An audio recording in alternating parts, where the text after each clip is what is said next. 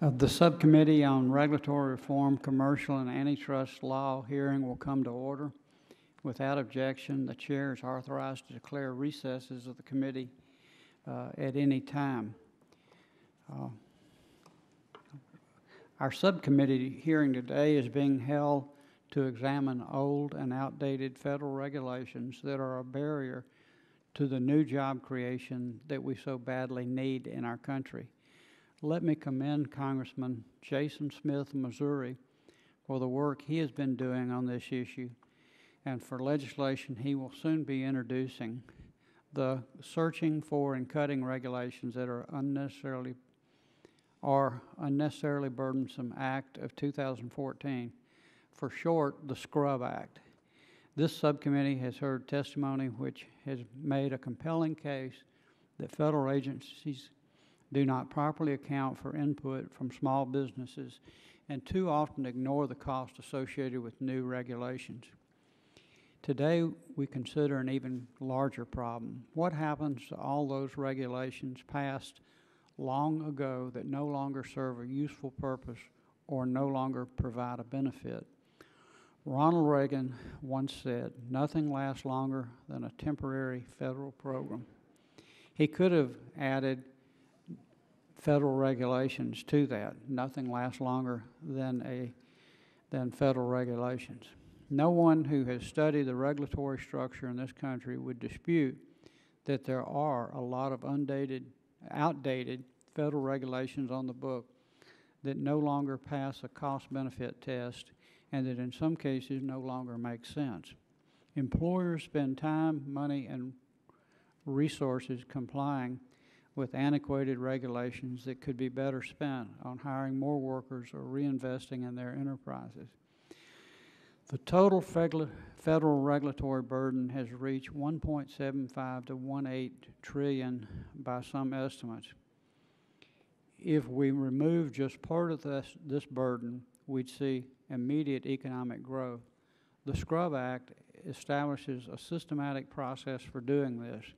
It would set up a BRAC-style commission to identify regulations that have been rendered obsolete by technology and the markets, that have achieved their goals or that are duplicate or conflict with other federal regulations. The Commission's recommendations to eliminate those unnecessary regulations would have to be implemented by agencies unless disapproved by a joint resolution of Congress. There is a role for federal regulation that provides reasonable and clear rules of the road for businesses that provide benefits to the public that are greater than the cost. But we should acknowledge the unneeded burden that redundant and obsolete regulations place on job creation and our economy. Accordingly, I look forward to today's testimony. At this time, I'll recognize our new ranking member, Hank Johnson of Georgia, for his opening statement, and would like to say welcome as a new subcommittee chair to your position. And so you're recognized for your opening statement, Ms. Johnson. Thank you, Mr. Chairman. I'm a little hesitant today because I have been informed that earlier this morning a gentleman was sitting in this chair, and the gentleman was operating this microphone, and in doing so, he sustained a shock. And so I am deeply concerned that I may not survive this hearing. Well, we've learned since then that he rests in peace. Well, I'm hopeful that that you all are praying for my salvation. And but I'm pleased to now serve as the ranking member on the Subcommittee on Regulatory Reform, Commercial and Antitrust Law. As the former chairman of the Antitrust Subcommittee, I know that it has a particularly exciting range of issues, many of which should provide a pathway to work cooperatively across the aisle.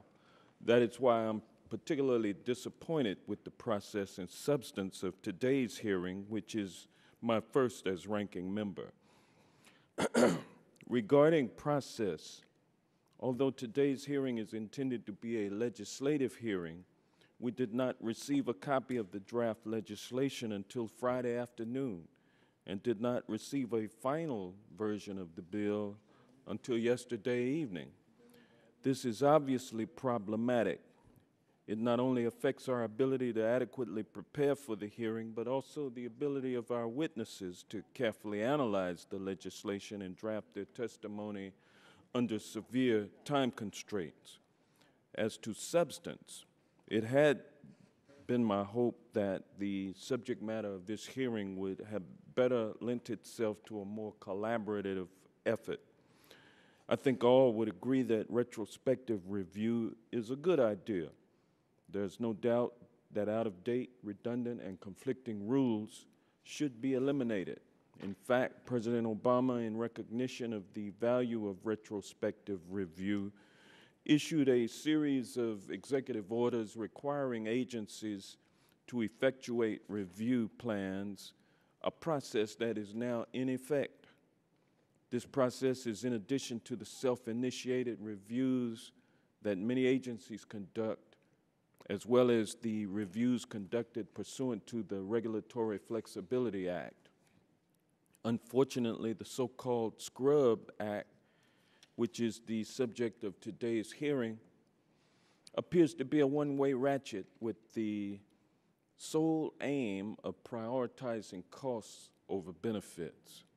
The measure fails to give agencies the necessary resources and guidance so that they will do an even better job of conducting retrospective review.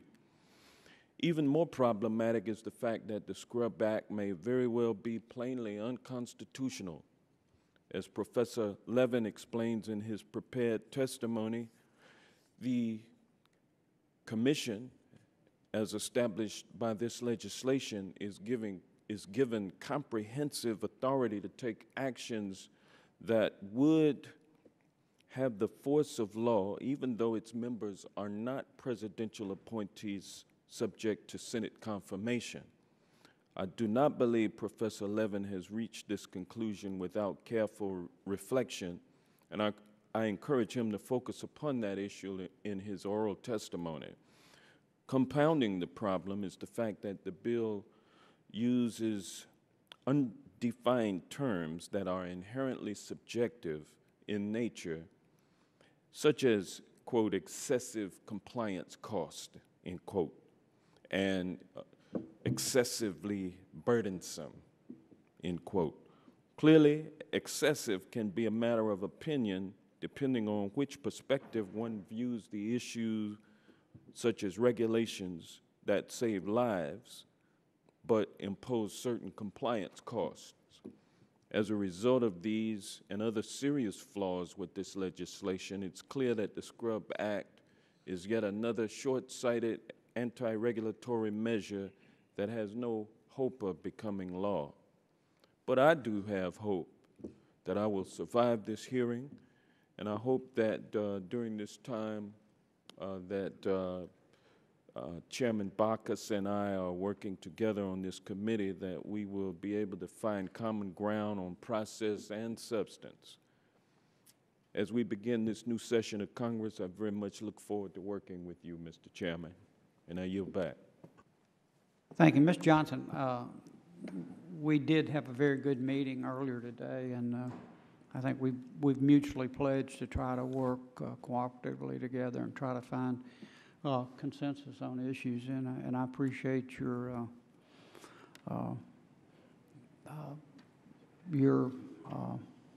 spirit of cooperation that you've shown in the past. And I will say to you that this bill, in its preparation, did come late, and I think there was some, obviously, some limited time that you had to review it.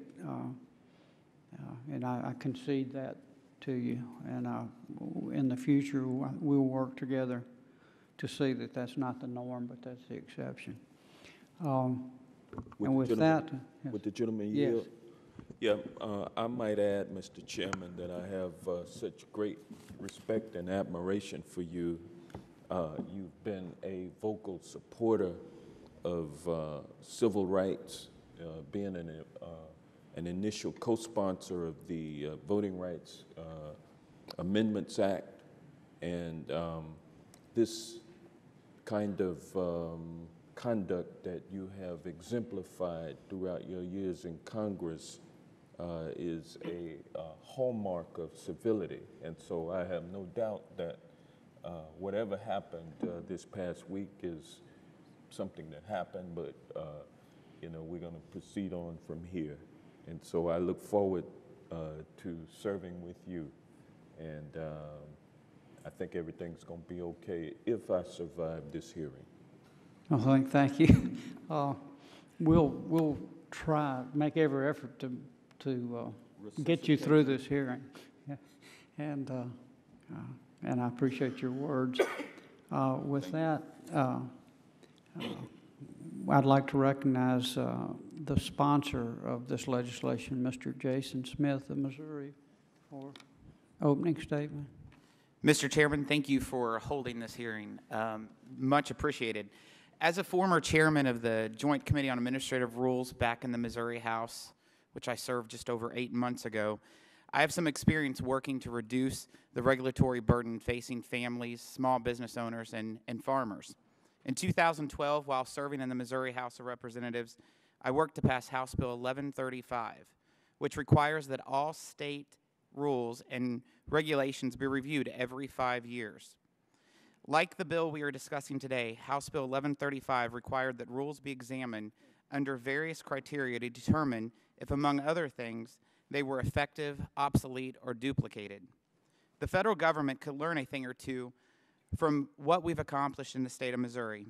It was Missouri's over 6,000 state regulations that led me to believe that reform was necessary. In the Code of Federal Regulations, there are over 174,000 pages of rules and regulations. During my short time in Congress, I've been amazed by the broad federal authority agencies have to write numerous new regulations. Worse yet, Congress and the American public have very little oversight and authority over agencies' rulemaking process. The searching for and cutting regulations that are unnecessarily burdensome Act of 2014, or Scrub Act, creates a bipartisan commission to examine federal rules and regulations that merit repeal and amendment to reduce unnecessary cost burdens for American citizens. In addition, it requires an automatic review on all new rules after 10 years and creates a cut-go procedure whereby agencies need to repeal old regulations before they can issue new ones, absent congressional consent. I look forward to hearing from the witnesses and other members about ways to really tackle regulation reform and invite input on a way to move forward. Thank you, Mr. Chairman, for this opportunity today to discuss this legislation. Thank you, Mr. Smith. I would now like to recognize the full committee ranking member, Mr. John Conyers of Michigan, for his opening statement, and also warn you that we are getting shocks from some of these mics. So, well, thank you very much, Chairman Bacchus. I am here to participate with a question. Why don't we have a bill instead of a discussion draft with these distinguished witnesses that are here? that is a good question, a valid question. It's my understanding that in introducing the bill, there were some,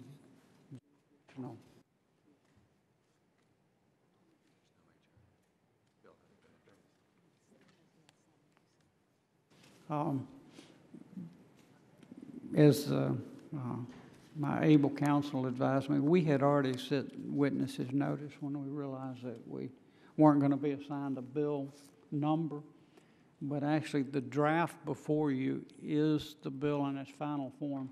It doesn't have a number. And I'm not sure that I can give you an explanation of that. So I'm not going to give you an incorrect, but I understand, as I told Mr. Johnson, I mean, in response to his statement, that is an anomaly, and we'll try not to repeat that in the future. Thank you, Mr. Chairman. Can you, Mr. Bacchus, indicate to me when the bill will be dropped and we will be able to compare the discussion draft with the actual legislation proposed? Yes, my understanding that this is the bill in the final form, other than, but there's Mr. Smith could. Oh, I'll yield to Mr. Smith. Can you hear me? Yeah. You know, this appears to be the bill in the final form. One of the purposes of a draft legislation is I want some true bipartisan regulation reform. And this is a way to start. And if you all have suggestions on how to move this forward to actually do some substantial reform, this is the way that we can make the changes. Well, when will the bill be introduced? Well, right now, I would say as soon as possible, but I mean, we've been working on this for some time.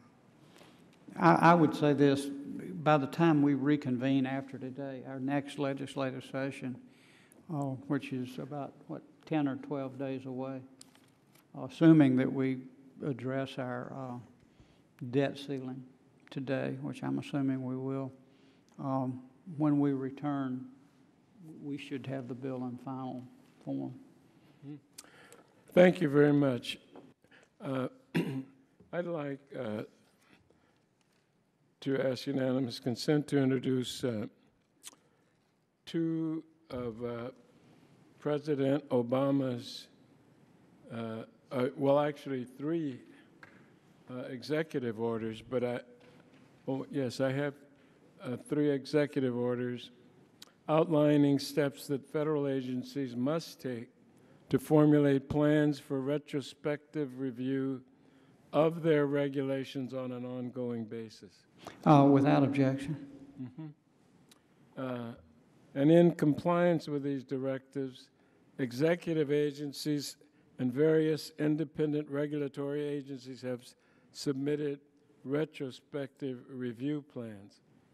Altogether, these plans have identified numerous ways to reduce redundancy and inconsistency among existing regulations. As the Coalition for Sensible Safeguards notes, the Commission would itself be redundant and duplicative in light of the President's executive orders. It should be noted that this process comes in addition to the ongoing retrospective review efforts that agencies have been undertaking even before the issuance of these executive orders. As the Government Accountability Office reported in 2007, agencies routinely conduct these, often at their own initiative. And to that end, the GAO has made several recommendations to improve that process, which would have been a good starting place for any analysis. Unfortunately, we have a one-sided, unbalanced approach that has been alluded to by the ranking member from Georgia on this subcommittee, Hank Johnson. As a threshold matter, the Commission is plainly unconstitutional, as will be explained very shortly, because it empowers the Commission to take actions that would have the force of law in violation of the Constitution's Appointment Clause. and I'll let him handle that from there. Virtually all of the bill's objectives have this one-way approach. It's a measure designed to result in the repeal or amendment of a rule only to eliminate or reduce costs. And in contrast, the bill doesn't do anything, very little or nothing, to promote actions that would enhance the benefits of rules. Another point that I might want to make is that the commission members, other than the chair, would not be required to have any expertise in either administrative law matters or the subject matter of the rules that they consider. Notwithstanding that fact, the commission would be empowered to second-guess Congress with respect to the need for certain rules, as well as the agencies with respect to the science and analysis warranting such rule.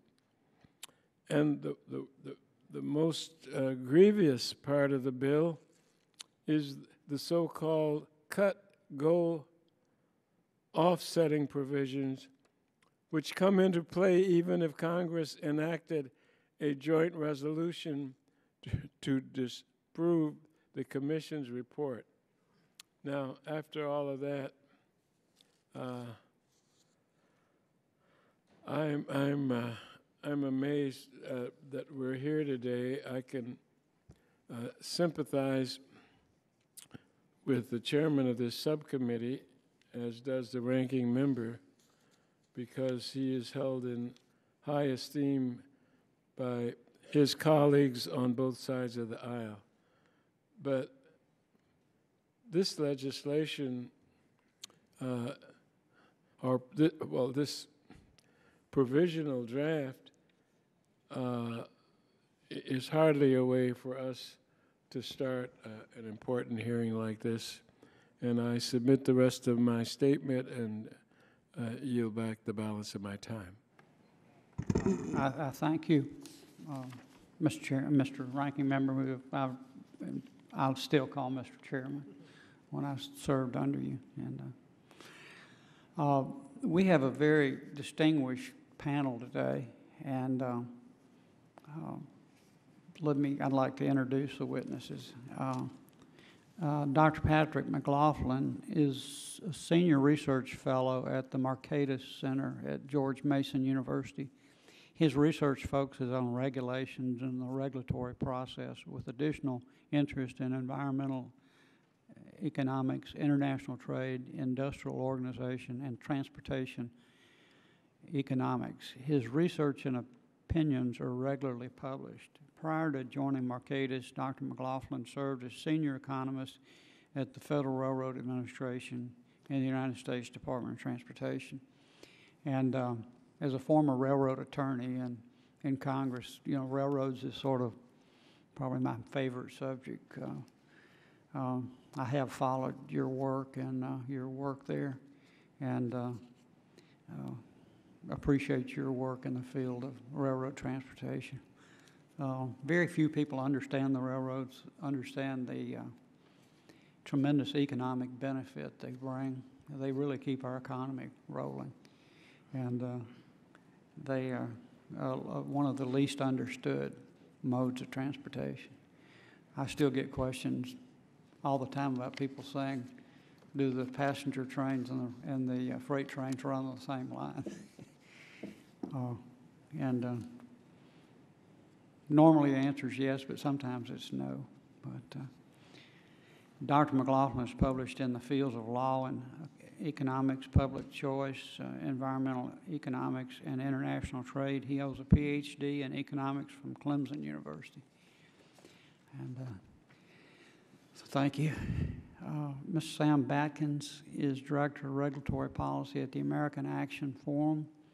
Mr. Batkin's research focuses on the rulemaking efforts of administrative agencies and related efforts of Congress. His work has appeared in the Wall Street Journal, the New York Times, the Hill, National Review Online, Reuters, and the the Washington Post, among other publications.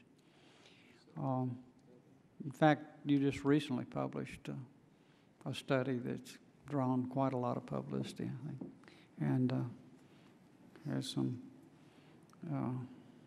rather important findings. Prior to joining the forum, Mr. Batkins worked at the U.S. Chamber of Commerce Institute on legal reform and the National Taxpayers Union. At the U.S. Chamber, he focused on lawsuit abuse, tort reform, and federal regulation. At the National Taxpayers Union, he focused on state and federal spending. Mr. Batkins received his BA in Political Science summa cum laude from Sewanee, the University of the South. He received his JD from Catholic University of America, Columbus School of Law. We welcome you before our committee. Mr. Ronald Levin, who's testified before our committee on several occasions, is William R. Orthwein, is it? A distinguished professor of law at Washington University in St. Louis. He is co-author of a casebook, State and Federal Administrative Law. Professor Levin has chaired the section of Administrative Law and Regulatory Practice of the American Bar Association, a group to which he is still an active member. He served as the ABA's advisor to the drafting committee to revise the Model State Administrative Procedure Act. Professor Levin also serves as a public member of the Administrative Conference of the United States and the chair of its Judicial Review Committee. Professor Levin clerked for the Honorable John Godbolt of the U.S. Court of Appeals for the Fifth Circuit and practiced with the Washington, D.C. firm of Sutherland, Asbell, and Brennan. He received his BA from Yale and his JD from the University of Chicago. Quite a distinguished academic institution. And that was with Fifth Circuit in New Orleans? It is now, but at the time... It was in Atlanta? Or what? Well, so the situation is that the Fifth Circuit was broken into two. Yeah, So at 11th and the 5th. At the time of my clerkship, Judge Godbolt was on the Fifth Circuit. Then after the break, he was on the 11th Circuit, the only judge who's ever been chief judge of two circuits. Okay, so he is in Atlanta now, or he, well, you would... At that time, his chambers were in Montgomery. The base of the court was New Orleans. All right. Thank you. I knew, obviously, he's a very distinguished jurist. We will now proceed under the 5-minute rule with questions. I'm going to recognize Mr. Smith for 5 minutes, if you're ready to proceed. I should have given you some warning. Are they going to testify first, Mr. Chairman? Oh, that's what Barney Frank used to do all the time, and now I'm doing it. I guess it must catch. I can't believe I did that. Yes, we absolutely, Mr. McLaughlin, if you can begin your testimony. I'll have to quit following this script. Thank you. Chairman Backus, Ranking Member Johnson, and members of the committee, thank you for inviting me. As an economist and senior research fellow at the Mercatus Center at George Mason University, my primary research focuses on regulatory accumulation and the regulatory process. So it is my pleasure to testify on today's topic. The accumulated stock of regulations almost certainly contains a multitude of unnecessary burdens. As the title of the discussed legislation implies, the current regulatory system makes it difficult to identify and eliminate such unnecessary burdens. Our goal here today should be to ascertain whether the Scrub Act would succeed where previous efforts have failed. To that end, first I will discuss why regulatory accumulation is a problem, which is primarily that it creates substantial drag on economic growth. Second, I will discuss the search for obsolete, unnecessary, duplicative, or otherwise non-functional regulations, covering both why similar searches in the past have failed and what could be done differently to increase the odds of success. In my estimation, an independent commission, as opposed to regulatory agencies, is required to successfully identify non-functional rules. Third, I will address the difficulties of eliminating non-functional rules once identified. Here I point to the wisdom of the crafters of the BRAC process. Finally, I will cover specific recommendations for effectively reducing the problem of regulatory accumulation, recommendations that are directly relevant to the Scrub Act. By design, regulations restrict choices. These restrictions have accumulated for decades, exceeding 1 million by the year 2010. This accretion of restrictions is what I refer to as regulatory accumulation. Regulatory accumulation inhibits innovation. And I'm not just talking about business ideas that would create new products and jobs. Would-be entrepreneurs are sometimes prohibited from pursuing ideas that could improve the environment and consumers' quality of life. My written testimony gives a couple real-world examples of how regulations can actually deter environmental stewardship and prevent companies from implementing potentially life-saving technologies, which I'd be happy to discuss. Through lost innovation in entrepreneurship, regulatory accumulation negatively affects economic growth. An academic study found that between 1949 and 2005, the accumulation of federal regulations has slowed economic growth by an average of 2% per year. Over a 57-year period, that adds up to about $277,000 in lost annual income per household. So how can we fix the regulatory accumulation problem? The solution boils down to two elements. First, we must identify non-functional rules. Second, once identified, non-functional rules should be eliminated or modified. In my written testimony, I've identified 11 elements that my research with my colleague Richard Williams identifies as characteristics of successful regulatory reform. I want to highlight just 3. First, the process should entail independent assessment of regulations. Independence is crucial. Our study documents attempts by every administration since Reagan's to address regulatory accumulation. Those attempts share at least 2 characteristics. Each of them relied at least partially on agencies to assess their own stocks of regulations, and each of them failed in substantively changing the stock of regulations or the ongoing accumulative process. If the reasons for these efforts' limited success is their reliance on agency self-assessment, then an independent commission could be a better alternative. Second, the process should use a standard method of assessment, and that method should include a focus on whether and how rules lead to the outcomes desired. There is a difference between outcomes and outputs. A rule may lead to an increase in an output, such as increased safety inspections, but that does not guarantee that there has been an increase in the outcome, safety. The assessment of rules should focus on outcomes. Third, congressional action, such as a joint resolution of disapproval, should be required in order to stop the Commission's recommendations. I previously mentioned the wisdom of the crafters of the BRAC process. Legislation addressing regulatory accumulation must overcome similar obstacles as the BRAC process did. One of those is the possibility of congressional inaction. In order to stop the recommendations put forth by the BRAC Commission, the BRAC process required Congress to pass a joint resolution of disapproval. In other words, even if Congress did nothing, the default was implementation of the recommendations. These are 3 of the 11 elements that our research has identified as essential to success. Regulatory accumulation in the U.S., with its adverse impact on economic growth, is now a widely recognized problem.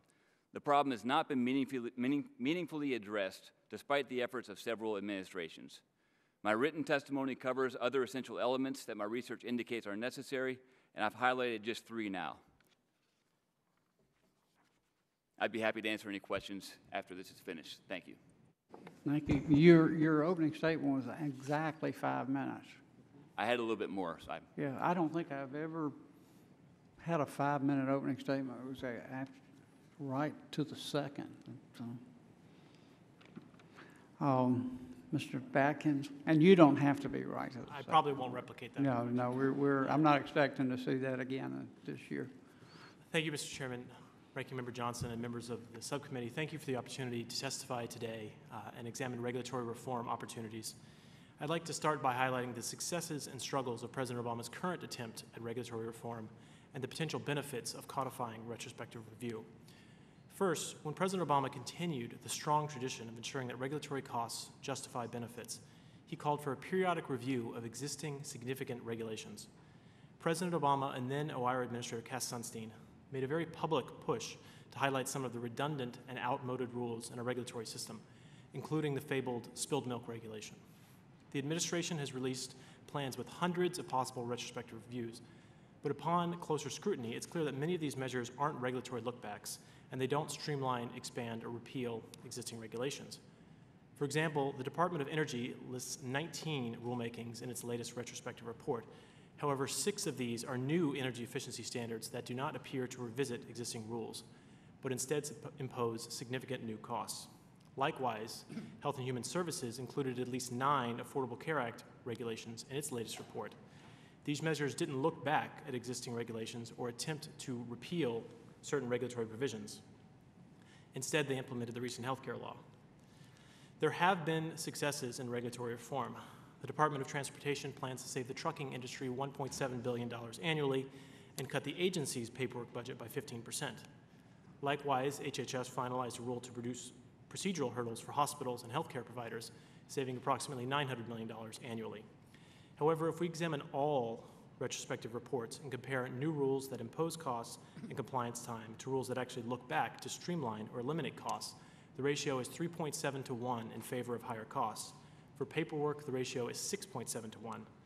In other words, retrospective reports contain more new rules with higher costs than regulatory lookbacks with lower costs.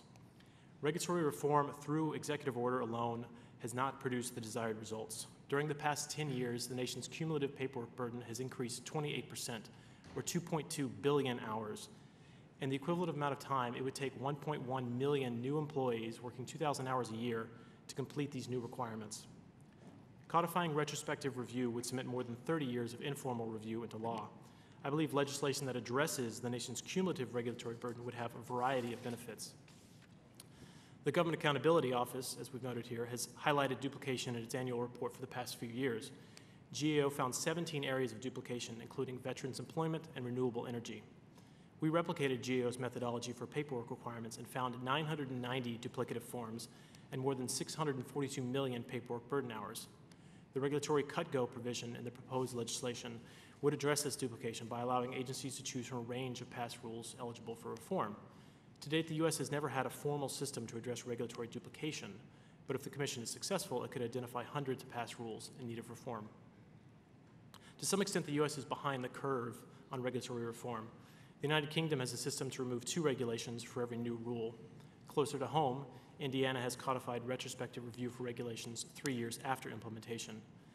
The proposed legislation actually provides agencies with some deal of flexibility compared to the British 1 in, 2 out system. Perhaps most importantly, the proposed bill would extend some level of OIRA review to independent agencies, the same regulatory bodies that govern our telecommunications and financial system. During the past 2 years, financial regulators have produced more than 113 regulations with quantifiable burdens, with little executive oversight. As the Administrative Conference of the United States has noted, it is past time for heightened regulatory scrutiny of independent agencies. In conclusion, I'd like to emphasize that retrospective review dates back to the Carter administration and is by no means a radical step. It's simply implementing best practices. Thank you for your time, and I look forward to answering questions. Thank you. Professor Levin, recognized. Yes, Mr. Chairman, I apologize for arriving a few moments late. I appreciate You actually arrived fine. Okay, So that's good. Well, Chairman Backus, Ranking Member Johnson, and members of the subcommittee, thank you for inviting me to testify on retrospective review today. I did testify on general principles in this area in 2012 before you. It's a privilege to return to the subject in the context of a specific bill. As we all know, the regulatory system already has a number of methods of inducing agencies to do more look-back review, and they include some statutes, presidential initiatives like the one President Obama pursued, congressional oversight, and the ability of anyone to file a petition for revision or repeal of a regulation and get an answer from the agency and potentially get judicial review. The question is whether we need to supplement these systems with a new mechanism. I think the case for doing that has been overstated we should not equate the growth of regulations with the growth of unnecessary regulations. Many of them are directly contemplated by legislation and confer enormous benefits on society, such as safe skies, clean air, safe workplaces, and a sound banking system. It's often the absence of regulations that causes harm to our economy and society.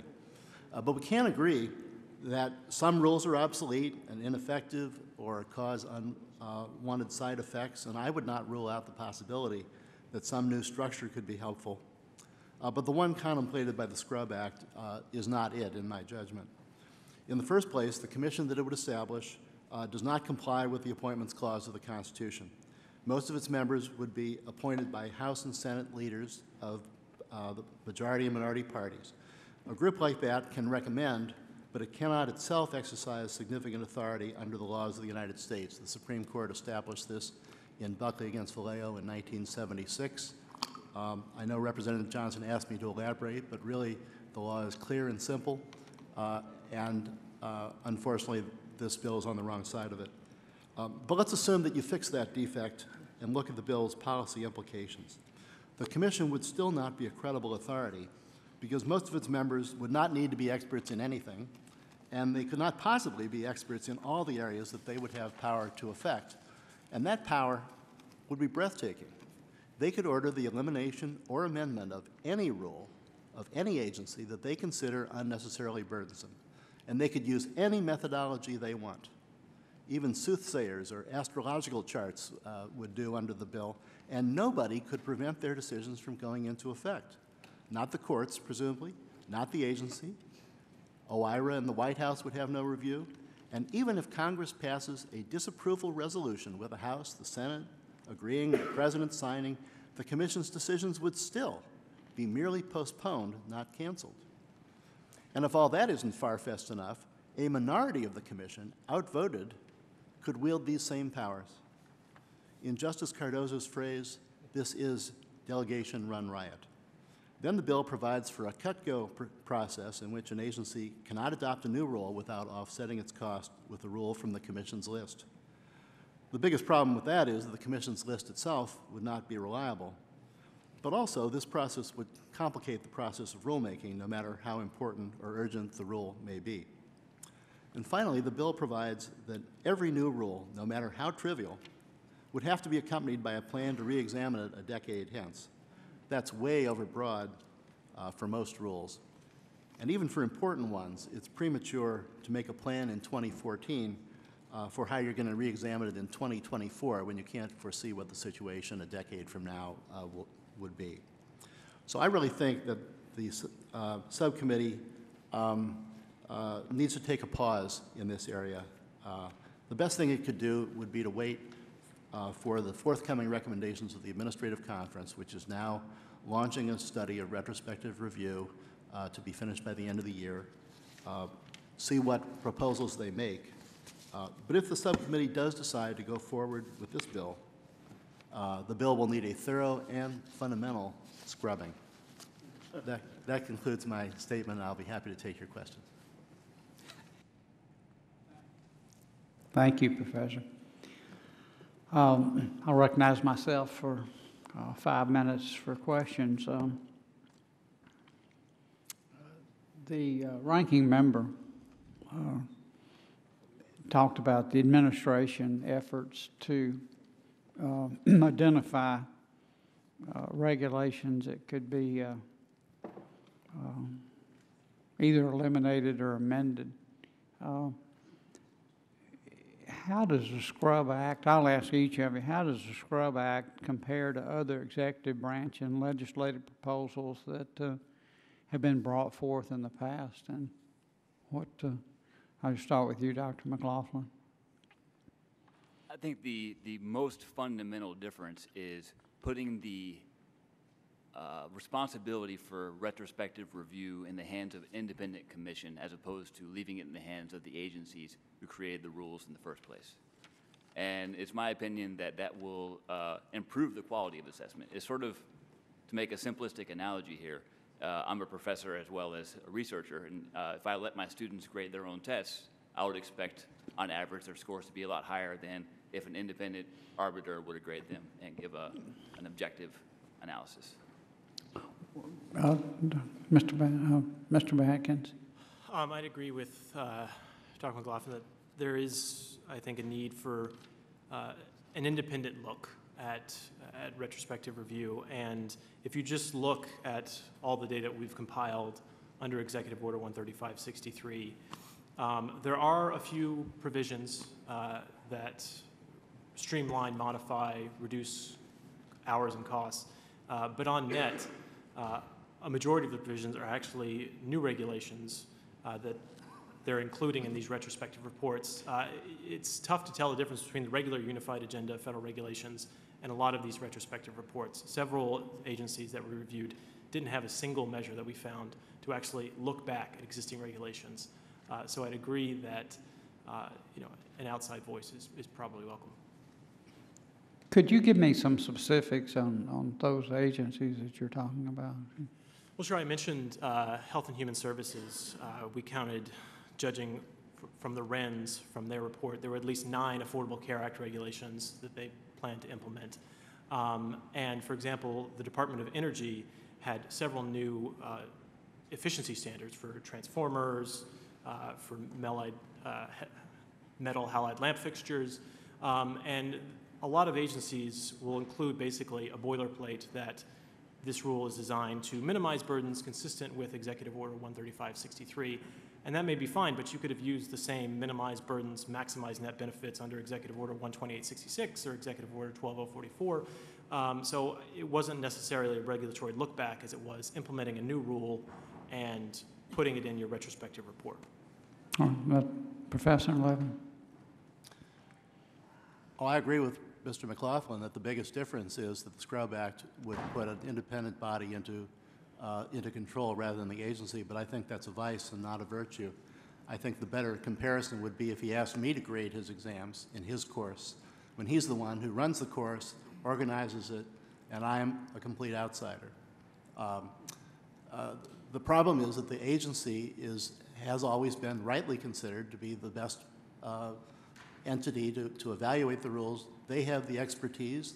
That's why Congress created it in the first place, to bring specialized experience to bear. They are the ones who understand the overall program and all the interconnections among the different parts of the program. And they're the ones who are politically accountable in the way that a commission would not be. So we agree on the difference, but we don't agree as to its merit. Are agencies really politically accountable for their actions? For sure. Executive agencies are accountable to the president. All agencies are accountable to Congress. They're accountable at both the initiation stage. Congress can change their laws. They have oversight hearings, as you well know. And they're part of an administration, usually, that is very cognizant of public opinion. Well, out of all the regulations that have been passed over the years, there's been one that's been repealed by Congress. So, yeah, and of course you could look at that 2 different ways. One is that they've all been appropriate, but another that Congress simply has lacked it. Because I think it's fair to say that there were probably, in a universe of tens of thousands of regulations, there had to be hundreds, if not thousands, that were probably not well thought out. But, for sure, but it's not just the Congressional Review Act to take into account. Authorizing legislation will sometimes have that effect, and informal contacts through the oversight process will often have that effect because agencies are dependent on Congress in so many ways. Okay, I think my time has expired. So this time I recognize the ranking subcommittee member. Thank you. Dr. McLaughlin, the Mercatus Center is a 501c3 nonprofit that does not receive support from George Mason University or any federal or state or local government, and only receives funding through donations from companies like the Koch brothers. Is that correct? Our organization is funded by private donations. However, we have a strict firewall between fundraising and research. Well, no. I'm not familiar with the details of the fundraising. But companies like Koch Industries are companies that would be contributors or funders of your efforts. Is that right? Again, I'm not familiar with the details of our fundraising. Are you aware of the fact that the Mercatus Center moved to George Mason University after George Mason University accepted $30 million from the Koch brothers? That was prior to my time working at the Mercatus Center, so I didn't experience that if that's what occurred. Again, what matters to me at least is that we have this firewall of separation between all the fundraising and the research. My research is my own. It's not influenced or controlled by any donors. All right, thank you, sir. And Mr. Batkins, you ever heard of the American Action Network? Pardon me? The American Action Forum, no, that's a separate organization. The American Action Forum is a 501c3. The network is a separate organization with a separate board. It's a 501c4. Correct. And it's your sister organization, correct? They have a separate board and a separate president, and but your sister corporations, basically. I rarely, if ever, have any interaction with the network, and I focus purely on the policy analysis and regulatory policy, and I have never engaged in any political advocacy, the kind that the network does engage in. Mm-hmm. The network and the forum are housed in the same offices, which are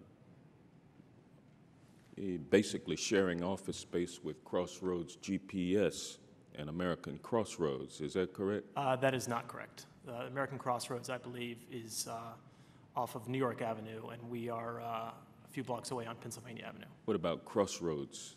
No. No, it's just the American Action Forum, the American Action Network. So you do not share office space with Crossroads GPS? We do not. Have you ever? During the formation of our organization in 2010, for a few months we did. And Crossroads GPS / American Crossroads is, of course, tied to Karl Rove. That's my understanding, yes. Mm-hmm. Is the forum or the network still tied to Karl Rove? No, that's a completely separate organization, again, housed somewhere else with a separate board and separate staff. Well, now, okay, I'd like to ask Dr. McLaughlin, on page 10, the bill uses terms such as, quote, excessive compliance costs, and also, quote, excessively burdensome. What exactly do those terms mean, sir? I think that's a great question. I agree with your statement that some terms could be interpreted with subjectivity.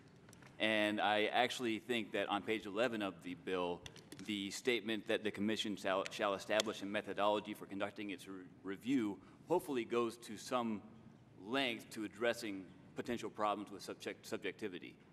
So it is my hope, and in fact, I have a study that I just released this morning where I recommend methods for addressing the problem of regulatory accumulation. And one of the points that I make is an objective method of assessment is key. So I share your concerns, and I hope that can be dealt with. And tell me now, on page 13, the bill requires the Commission to review a rule that is identified by the public.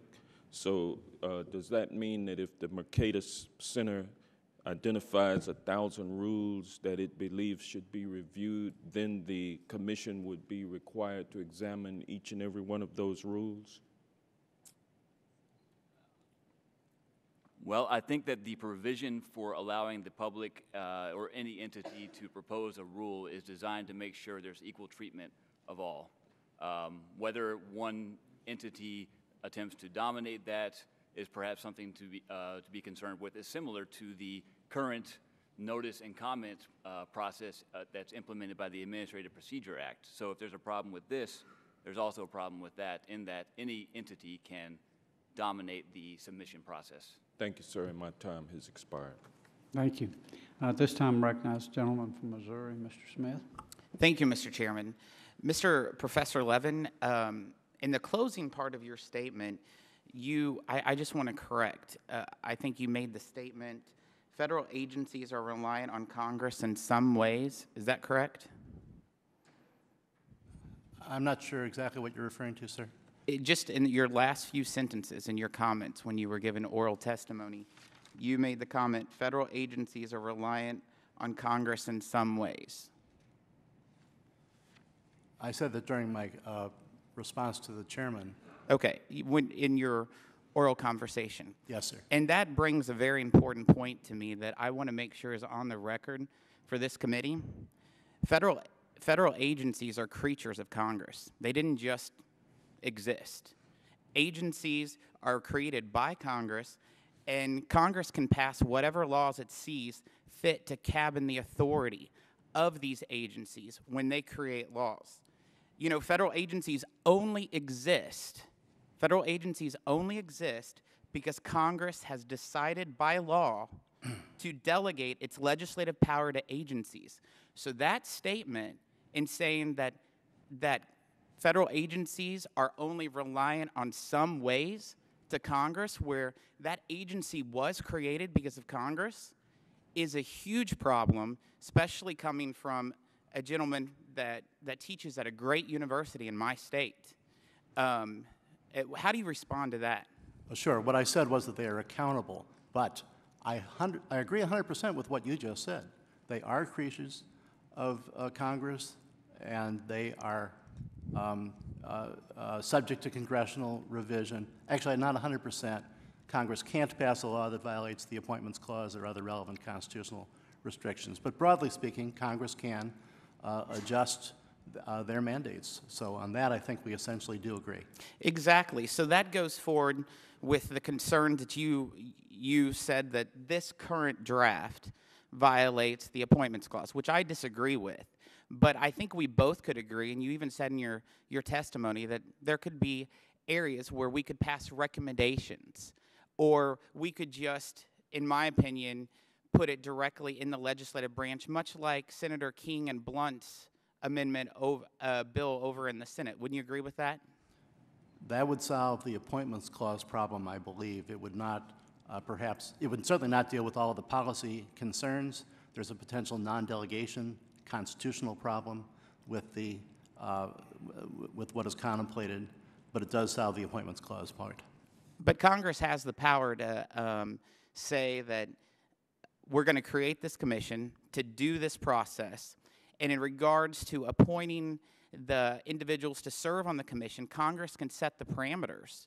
And this is just a thought off the top of my head, but could Congress say that the president would need to appoint to this commission the 2 out of the 4 nominations that the Speaker and the Minority Leader present to him? The constitutional criteria for appointment are not well defined in case law. I would think certainly the Justice Department would tell you that that is a violation of the president's prerogatives to appoint. But doesn't the Appointments Clause also provide Congress has the power to decide in the appointment process of the president, of the courts, of the heads of departments, correct? Not the clause. I assume the necessary and proper clause gives them some authority. I'm talking about the constitutional clause of the appointments, the appointment clause Right. that you The brought appointment up. clause itself says the president shall appoint. But doesn't it say in regards to inferior officers that Congress can decide by law of those 3 different appointments of how they're appointed? I don't think these are inferior officers. They have more power probably than any agency that exists today. But if Congress would say that these commissioners are inferior officers, And it would be mistaken. but we They are could not. do that. So let's get to the policy process of this bill. Do you see that there's a need to reduce obsolete and duplicated regulations off the books? Certainly. What percent would you think would be a good target rate to, like 1%, maybe 5%, 10? What do you think would be a good target goal in reducing some of these regulations off the books? I would not set a target because I think the process of weighing the costs against the benefits is an enormously complex matter, and I think it would be unhelpful to set a numerical figure. So you would not want to say 1% of the regulations are probably outdated or obsolete? I would not want to set a target figure because I think any such target would not be helpful in deciding which are the ones to eliminate. So do you feel like 174,000 pages of regulations is too many or not enough? I think there are many areas where many of them we don't need, and there are many more we do need. So how they net out, I'm not sure. So no response. Thank you, Mr. Chairman. Thank you. At this time, I recognize the gentleman from Michigan, a former chairman, Mr. Conyers. Thank you, Chairman Bacchus, and I thank the witnesses. Let me ask my two friends, Mr. Batkins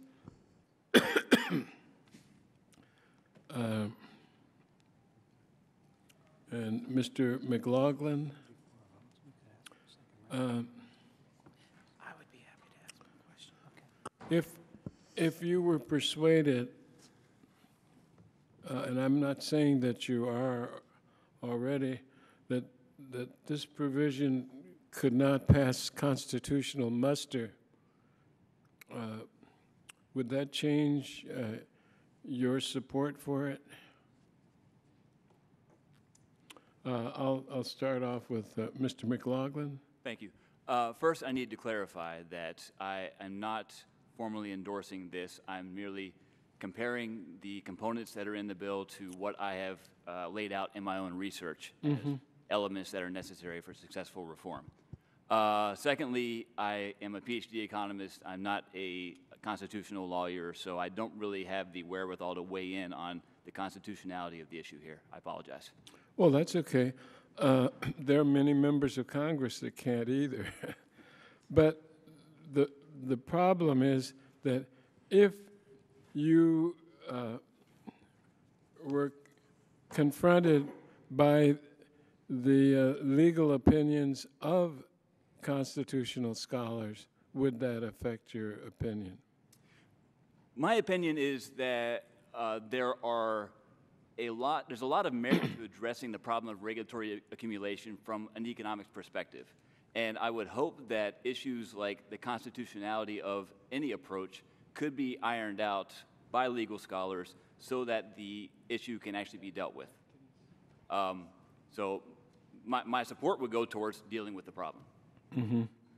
Mr.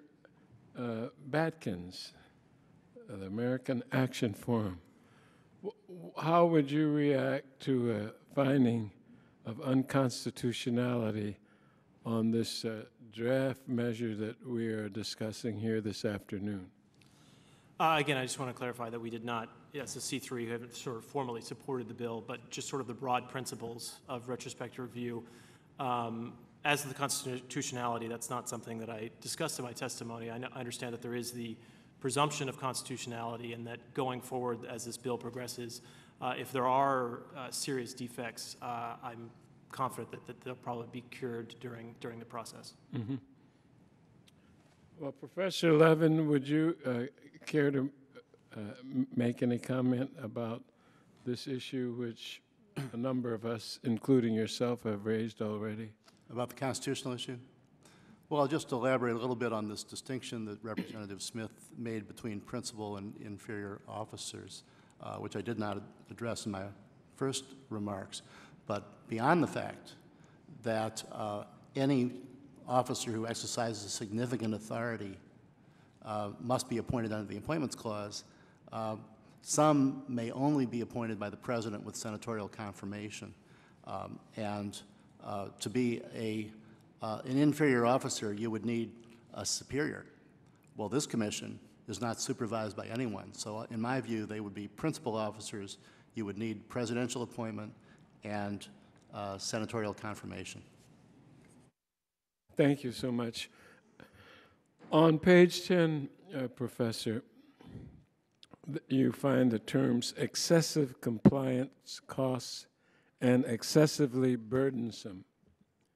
And I wanted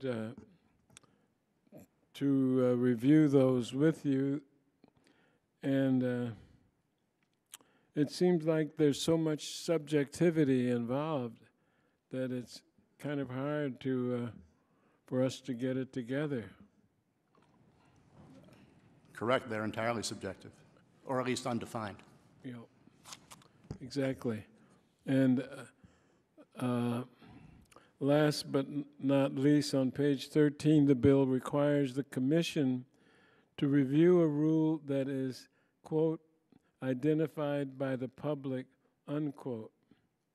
So if Mercatus Center identifies 1,000 rules that it believes should be reviewed, would the commission be required to examine each of these rules? Since I had only 3 days to examine the bill, I'm not sure about the specific point of what the scope would be. I generally agree with Mr. McLaughlin that a commission like this probably should look at submissions from the public. My problem is not that they're willing to listen, that they receive things from other people, but that I don't trust the conclusions they would reach. Thank you so much, all of you. And I yield back the balance of my time, Chairman Bacchus. Thank you, Chairman. This time I recognize Mr. Doug Collins, a gentleman from Georgia. Thank you, Mr. Chairman. I appreciate it. And I think this is definitely an opportunity to discuss the issues of transparency, the issues that we're dealing with here. And I think to include that further, I'm going to yield the balance of my time to the gentleman from Missouri, Mr. Smith. Thank you, Representative. Mr. McLaughlin, we were talking about the independent, having an independent commission. Right now, how the process is that through executive orders, agencies, monitor their own policy of ineffective or duplicated regulations, correct? Yes, sir. There have been a series of executive orders dating back decades that have exhorted agencies to review their own regulations. It's my opinion through research that none of them has had a substantive impact. So where I come from in Missouri, we would call that the fox guarding the hen house. And that's why we need an independent commission that is going to do some serious work in finding, these regulations and to see if they're doing what they're supposed to be doing. What would you think would be a good target rate in what % of maybe regulations that are out there that this commission could find that are duplicated or obsolete? Would you say 5%, 1%, 25%? I'd like to have your judgment. Unfortunately, I'm not going to be able to give you a number. And I think part of the reason is we don't know. As you've said a few times, there's over 174,000 pages in the CFR. That would take something like 2 years of someone's life to read. So to get to the point where we know what percentage to get rid of will first require a careful assessment of what we have on the books in the first place.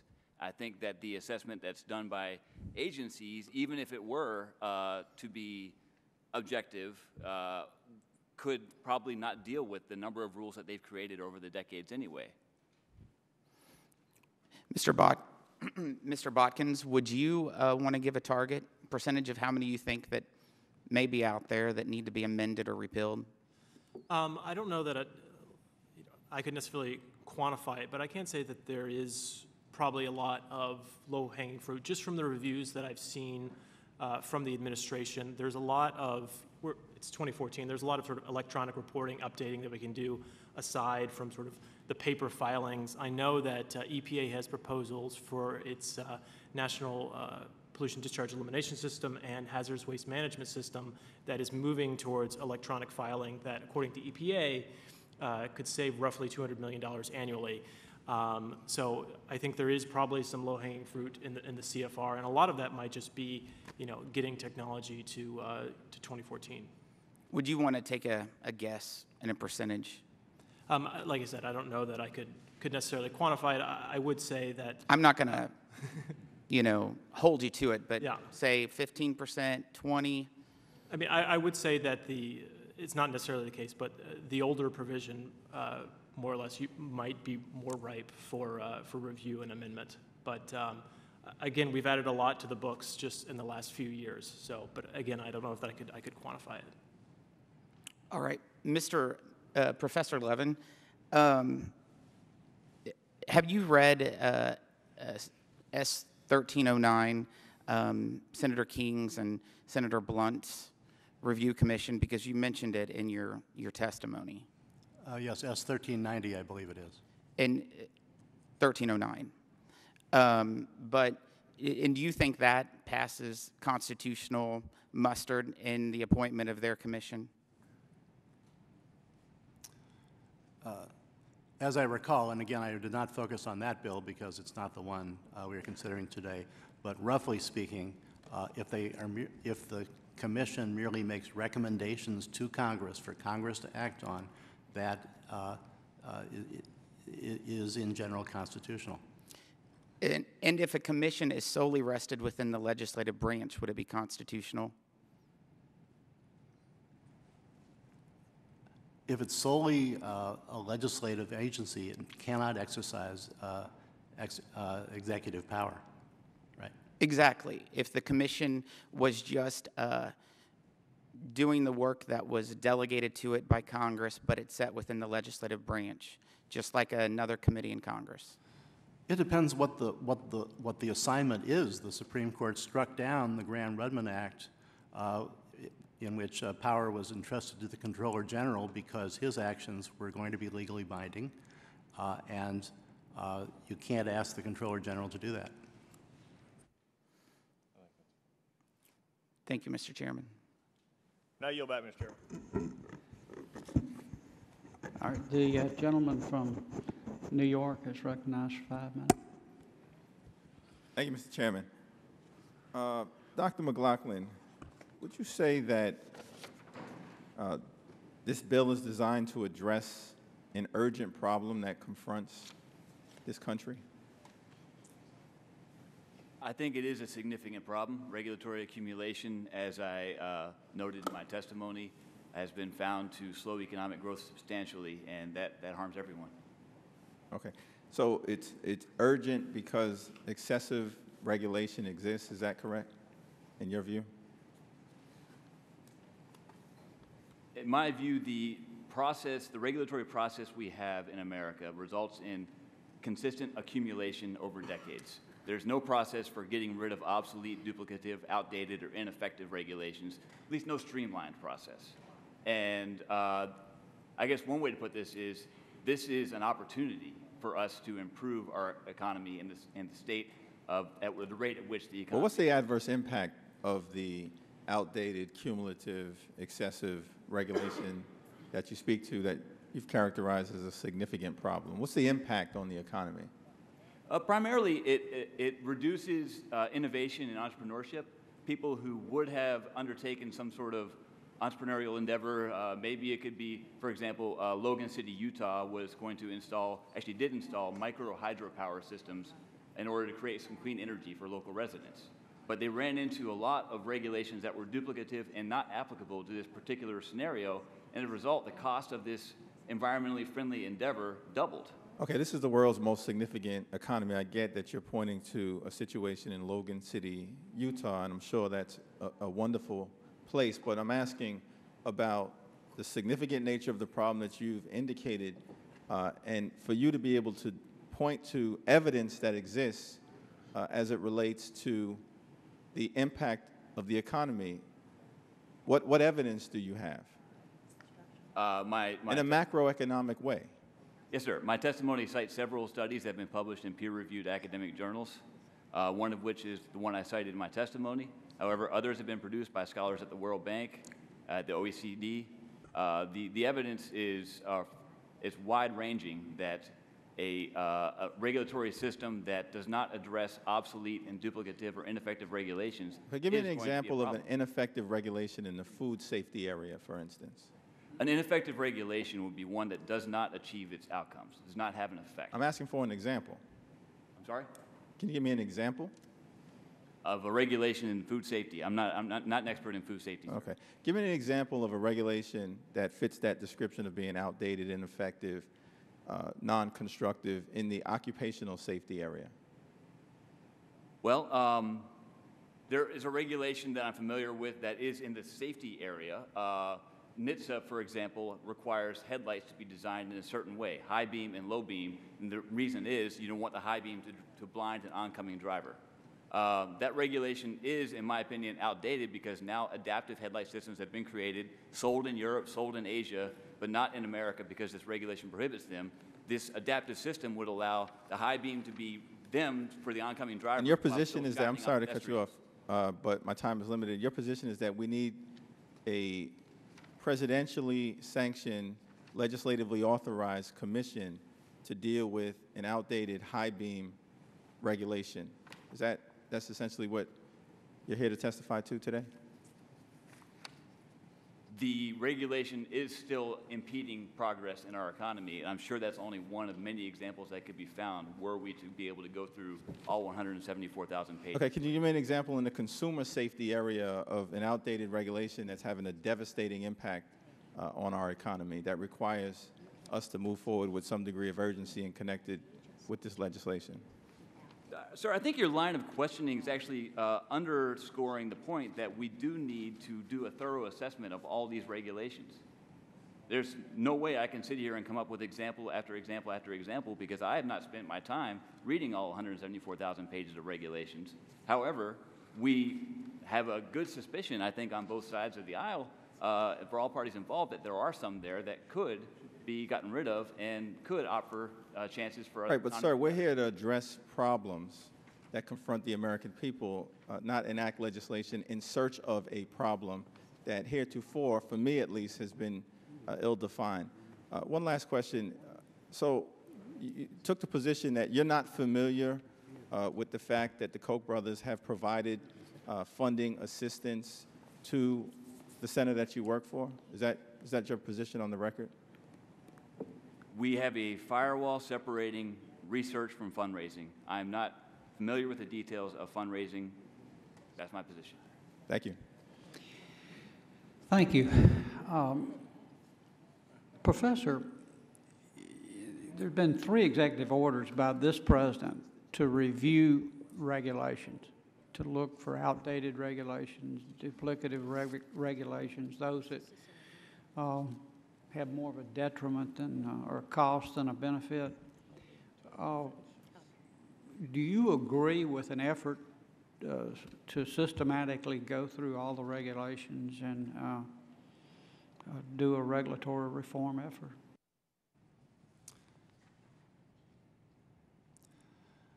Mr. Chairman, I testified on this point in 2012, and I think there are diminishing returns to looking repeatedly at every regulation.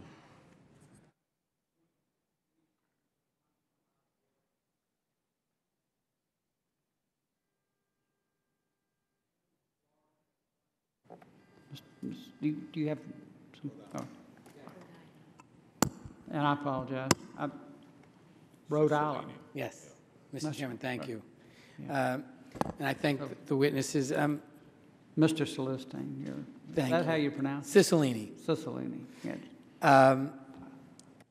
I will concede for the purpose of this hearing that there are some regulations which are duplicative and unnecessary and obsolete, and we ought to eliminate them. That's, I think each of us could find one. But the notion of creating a new bureaucracy of unelected bureaucrats with no particular experience or expertise to make critical, often life-saving determinations about issues ranging from safe chemical levels to energy standards to healthcare is a frightening prospect, and I think something that I would resist with tremendous resolve. But I want to just try to understand how it would work even if you had your way. And the legislation says that in this cut-go, that the cost of any new rule to the United States economy has to be offset by a repeal. So I want to understand how we would calculate the cost of a new rule. So suppose you had a rule, and this is for you, Dr. McLaughlin, that said you have to have a level of this particular toxin below a certain amount because it proved to be very deadly to children. It's in children's food. And it would add a dime to the cost of food for children. But it would save countless lives. At high levels, it would cause infant death. It presumably would save thousands of lives. If you calculate the costs of the new rule to the U.S. economy, do you take into account not just the 10 cents, but there's no requirement that you net out the children whose lives would be saved, the children who would be healthier because they're not ingesting the toxin? Is there anything in this legislation that would net out what the value of regulation is? And if not, how do you possibly implement it? It's my understanding that the analysis of costs for the cut-go portion of the bill for any new rules proposed would actually be performed by the agencies proposing those under their methods that they use right now. They perform regulatory impact assessment following OMB Circular A4. But, Dr. McLaughlin, the statute that we're being asked to consider says the annual cost of the new rule to the United States economy. There's no assurance that there's actually even an assessment done about what the net benefit of any regulation is, right?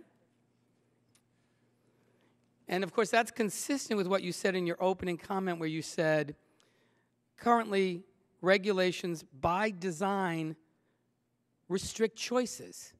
Well, I guess that's true. It restricts the choice of a parent to have their child eat food which is poisoned, but it doesn't just restrict choices, it also is about keeping people safe, for example.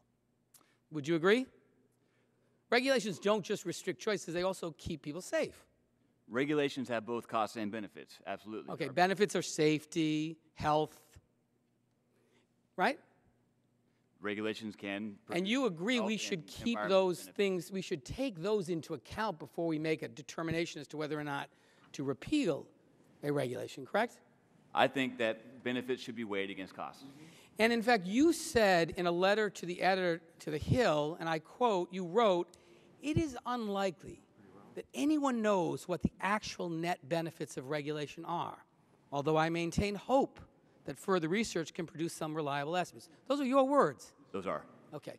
And so this bill would then allow individuals who have no expertise in a subject matter area to make a determination as to whether or not a regulation should be repealed based on the offset that comes solely from the cost to the U.S. economy without any consideration of the benefits.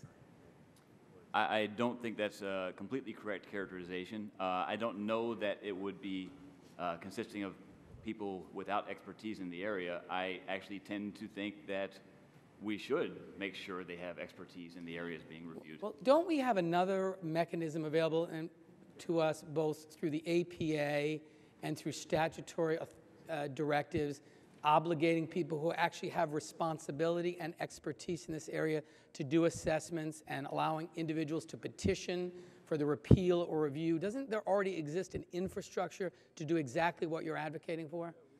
The problem with that infrastructure, sir, is that expertise does not necessarily equate to objectivity.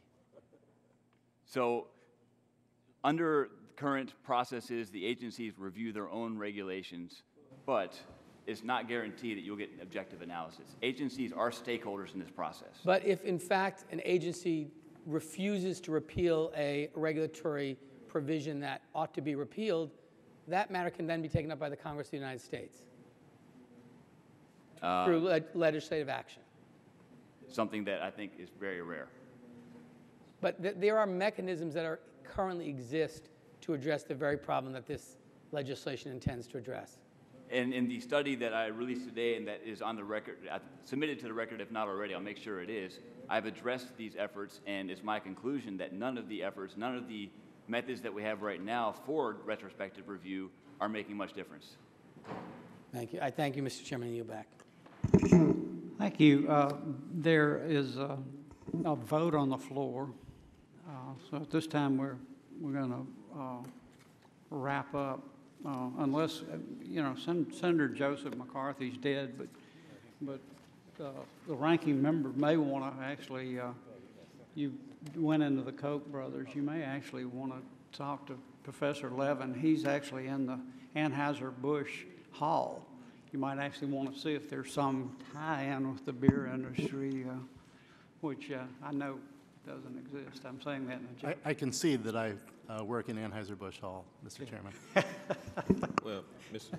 We want to explore your beer preferences or whether your work is influenced by that being in the Anheuser-Busch Hall. So I try to give sober assessments, sir. thank you. Mr. Chairman, if I might, I'd like to offer, with unanimous consent, these two letters, one from the National Resources Defense Council and the other from the Coalition for Sensible Safeguards, both of which oppose the Scrub Act. I'd like to submit those for the record. For the record, and the National Resources Defense Council, we could have predicted that, couldn't we? Well, So, it's just as we could predict that Karl Rove and the Koch brothers are in favor Yeah. of less rules. yeah, or Anheuser-Busch folks, I don't know. There's somewhere, there got to be in there somewhere. No, I appreciate you, without objection. Thank you.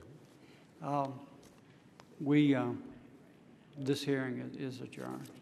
But Professor Levin, I would like to explore with you whether there's some bipartisan way to, you talked about to look at these regulations. Okay. So, and Well, I take it you're wrapping up, but I'd be happy to work with the committee over time in looking at alternative ways of dealing with retrospective review. thank you. This concludes today's hearing. Thanks to all our witnesses for attending. Without objection, all members will have 5 legislative days to submit additional written questions for the witnesses or additional materials for the record. This hearing is adjourned. Thank you, Mr. Chairman.